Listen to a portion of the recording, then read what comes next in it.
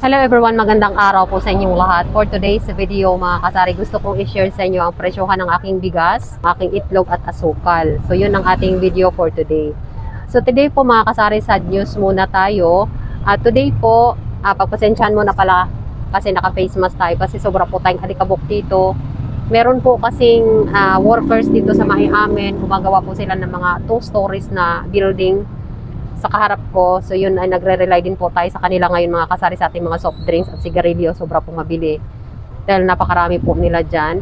Nasa 8 persons po yung mga nandyan. So dito po talaga sila sa atin namimili ng kanilang mga sigarilyo at soft drinks. So medyo mataas po ang ating bentahan, or medyo malaki-laki po ang benta natin sa sigarilyo and soft drinks dahil nandyan po sila.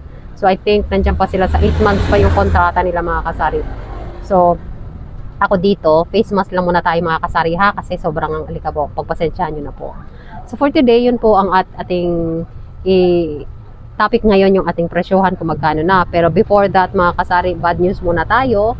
May good news, may bad news tayo mga kasari. Ang bad news is, ang good news natin yun, meron tayong mga another na mga customers na nagiging bago dito sa ating tindahan dahil nga sa matagal pa yung kontrata nila dyan, 8 months pa raw. So yun ang good news para sa ating tindahan. Ang another bad news naman mga kasari is meron na namang dalawang kakompetensya natin na bigasan dito sa ating area. Bukod sa meron tayong wholesaler dito na sabi ko before sa aking mga previous vlogs na yan, nandyan sila wholesaler ng mga bigas. Siguro bigas na pag tinignan mo ara sa mga 300 to 250 sacks na lagi naka-file up dyan sa kanila. So yun, wholesaler sila ng per sack ko. Pero kahit na wholesaler lang dyan sila mga kasari, meron pa rin namang bumibili dito sa akin na per sako din. Siyempre, meron din naman tayong customer na sariling atin. Kahit na nandyan sila, may tumutubo dyan, meron din naman akong talaga masasabi natin na regular ko na customer dito sa aking tindahan. So yun, another is bad news naman today, dahil meron na namang dalawang umusbong dito na pareha sa akin na retailer. So yun ay hindi naman natin masasabing sari-sari store. So ayan, may bumili lang po mga kasari ng Mountain Dew and ating cigarettes. So for today mga kasari, yun na nga ang bad news natin. Andyan na naman yung dalawang pwesto, and yung isa naman ay soon to be, alam ko soon to be sari-sari store yan sila mga kasari, kasi yung isa is bigasan and itlog. May mga itlog siya and bigas. And nakita ko 2 days, 3 days meron na siyang mga kape dito sa likuran. Well, congratulate, na happy naman ako kasi syempre hindi lang naman tayo ang gusto mag-sari-sari store. Meron din namang iba. Yung mga viewers ko dito, gusto rin naman nilang magkaroon ng sari-sari store. Kaya nga po, yung iba dito ay talagang nanonood para matututo. So ako naman ay nagbibigay ako ng tips and advices, mga current, mga prices, kung ano na mga presyohan sa market as of today and yung before, mga ganun lang po ang ginagawa ko dito sa aking channel. Ngayon, yung isa namang kakompetensya ko doon naman sa kabila is purely bigas with feeds. Yun ang kanyang binibenta. So, nagsabi yung iba kong mga customer na mababa daw magbigay. Yung isang nasa harapan, mababa pa raw dito sa aking presyohan. So, dito for today, ang ating topic is price about bigas, itlog, asukal. So, ang pagpipresyo kasi mga kasari, ayokong masyadong sabihin natin, papantayan ko yung mga presyohan niya pag sa bigas sa pag-uusapan. Well, inaano ko yan mga kasari, tinitimbang-timbang ko kung maganda ho ba, napantayan ko siya o hindi. Kasi ako, ay may roots na tayo dito sa ating tindahan mga kasari. Nakaugat na tayo kumbaga. Meron na tayong mga tinatawag na regular na customer na talagang dito sa atin, namimili dito sa atin, naghahanap ng kanilang mga pangangailangan. So yun naman is, syempre bago pa lang siya, hindi pa siya kilala.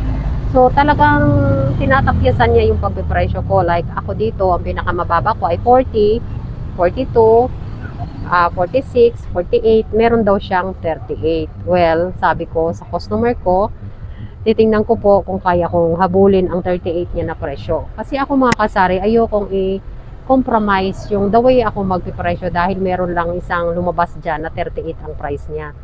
Siyempre, binabari ko yan mga kasari sa expenses like yung plastic and of course, ang aking pagod, di ba? Ayoko naman na mabaliwala yung pagod ko sa pagtitindahan ko, lalo na't mainit, no? Kailangan talaga nating ano man, sa alang-alang yung ating pagod. Kailangan kumikita tayo, di ba? Hindi po pwedeng 38 siya, then gawin ko ring 38 sa akin. Well, depende sa quality ng rice na meron ka or meron sa tindahan mo. Hindi pwedeng nag 38 siya, mag 38 ka na rin. Depende sa klase. Ang 38 naman niya at ang 40 ko is napakalaking diferensya sa variety na paninda ko sa paninda niya. So, hindi ko kailangan maghabol sa presyohan niya. Stick lang ako sa price ko. Ganun dapat mga kasari. Tip, mga kasari, kung meron mang baguhan, kagaya niyan, at medyo slight mababa yung presyohan niya, huwag po kayong mag-alala dyan. Dahil tayong mga datihan is, meron na tayong talagang mga customer na loyal sa ating tindahan. So, whatever price na gagawin dyan sa kabila, don't panic. Just focus on your store. Focus lang mga kasari. Huwag po kayong sabihin natin mabahala sa presyohan sa kabila. Katulad ng isang kakompetensya ko dito, medyo okay, close kami. Sinasabi niya na nakakainis daw kasi yung sa kabila daw sobrang baba daw magbigay ng presyo. So siya naman daw, isip niya kung gagawin, kung iparehas niya. So sabi ko, well, depende na po niya sa inyo kung gusto niyo siyang habulin, pero ako, meron po ako standard na pamamaraan sa pagpresyo ng aking bigas. Kaya na-worries lang po ako kung magkano presyuhan niya dyan, sabi ko. So yun mga kasari, next, moving tayo. Tip ko yan sa inyo mga kasari, kung merong mga kakompetensya dyan sa paligid nyo, no worries lang po. Stick lang po kayo sa presyuhan nyo dyan sa tindahan nyo. Kasi tayo po ay meron ng mga customer talaga, siya ay baguhan pa lang. So parang nagpapakilala. Pero later on, alam ko, papantayan sa presyuhan ko dito or presyuhan sa kabila. Siyempre bago pa lang siya, kaya ganyan ang kanyang diskarte. So moving on mga kasari, punta naman tayo sa ating asukal. Magkano na ba ngayon ang 1/4? So magkano na ba ngayon mga kasari ang 1/4 na asukal? Ito, kagaya nito. Ayan, so hindi lang po natin iniharap kasi ang asukal ngayon mga kasari, gusto kasi ng mga mga buyers ko, maganda yung quality, maganda yung packaging, ganyan, like meron pang barcode. So gusto nila ganun. Ayan. So moving on mga kasari, yun yung sugar ko, diba? 1/4 yun. Dami kasi bumibili kahit mainit. So ito mga kasari, ayan, 1/4 yan, 21 point something po ang puhunan natin dito. Ang bentahan ko ay 24. So dito sa tindahan ko mga kasari, marami po akong klaseng asukal. Merong 1 kilo, may 1/2, may 1/4. Ayan, yung tatlong, ano na yon, different na kilo. May 1/2, may 1/4, and 1 kilo. Yung 1/4 natin, 48. Yung 1/2, 48. Yung 1/4, 24. Yung 1 kilo natin ay 85. Ganun po yung bentahan ko dito sa aking tindahan mga kasari. And sana notice yung mga kasari before kasi is talagang bumibili ako ng kalahating sako niyan, nire-repack ko.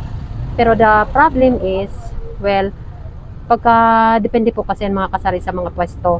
So dito kasi sa area ko, gusto ng mga mamimili ko dito, yung maganda yung quality, maganda yung packaging. So kaya naisip ko noon, kung bibili ako ng kalahating sako, medyo malaki yung kikitain mo, kaso hindi siya masyadong saleable. So comment down below mga kasari, anong gusto nyo, saleable o hindi saleable? Kung saleable tayo, di ba? So yun, gusto nila ng mga namimili sa akin, gusto nila magandang packaging. Kaya dyan na lang ako sa ganyan. At least, order lang ako. Less pagod na. Hindi natin napapagod mag-ano mga kasari, mag-repack. Kaya, ganyan yung asukal ko. O, diba? So, yun ang tip ko rin sa inyo. Kailangan, alamin nyo yung mga mamimili nyo. Ano bang gusto nila? Ang klase ng quality ng mga paninda nyo. Doon kayo mag-stick. So, dito sa akin, area, gusto nila ganyan. So, ganyan ang ginagawa ko. Kasi kung normal lang na asukal na ako mismo nagtatakal-takal, parang wala doubt sila, parang hindi sila believe, hindi sila sa quality, gusto nila nakaganyan. Kaya yan, ganyan ang aking asukal. So moving on, another topic is yung ating itlog. Magkano na ba ngayon ang itlog? So ang itlog ngayon medyo mataas na. Kaya ayan, yung itlog ko ay 10 piso pa rin naman, pero nag-lower tayo ng sizing. Dati ang 10 ko ay large, ngayon 10 ko ay medium na po mga kasari. So kasi po ang medium ay 260, so 260 may 40 tayo mga kasari sa isang tray. Pero kung isang tray ang bili nila sa akin, sinisale ko yan ng 290. So 290, ayan, yung bentahan ko sa aking itlog. Tapos, ayun, ang itlog ko, 10 piso ang isang retail. Sa ngayon mga kasari, isa lang pong size ng aking itlog. Ayun, hindi na po ako nagbebenta ng another sizing like large, small, medium. Kung ano lang po yung saleable again, kung ano yan pong saleable at affordable. Ayun. What is saleable and what is affordable, doon po tayo focus mga kasari. So gusto ko, yung tip ko today, ayun, kung ano yung saleable, ano yung affordable, doon po tayo mag-i-stick. So ayan, gusto nila ng affordable, saleable din naman. So dyan ako sa medium size na aking itlog. So that's all for today's video mga kasari. Sana may nakuwang idea kung anong dapat ibenta sa tindahan. So maraming salamat po muli sa inyong panood and see you on my next videos. Bye mga kasari!